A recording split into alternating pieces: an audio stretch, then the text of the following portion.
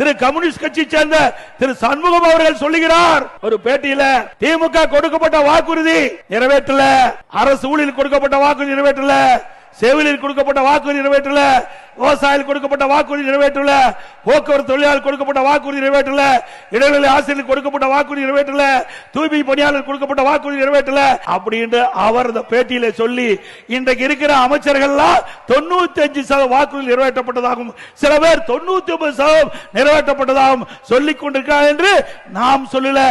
அந்த திமுக கூட்டணியில் அங்க வைக்கின்ற கட்சி கம்யூனிஸ்ட் கட்சியுடைய செயலாளர் சண்முகம் தெரிவிக்கிறார். ஆக கூட்டணியிலே புகைச்சல் கிளம்பி விட்டது, கூட்டணியே புகைச்சல் கிளம்பி விட்டது. திமுக கூட்டணி என்ற லாரி மக்கள் செய்து கொண்டிருக்கின்றது. இந்த கூட்டணி நிலைக்குமா என்ற சந்தேகம் மக்களிடத்திலே எழும்பி விட்டது. திரு ஸ்டாலின் அவர்களே, உங்கள் கூட்டணி நிலைக்காது என்பதற்கு இதுவே நான் சொன்ன கருத்து சான்று.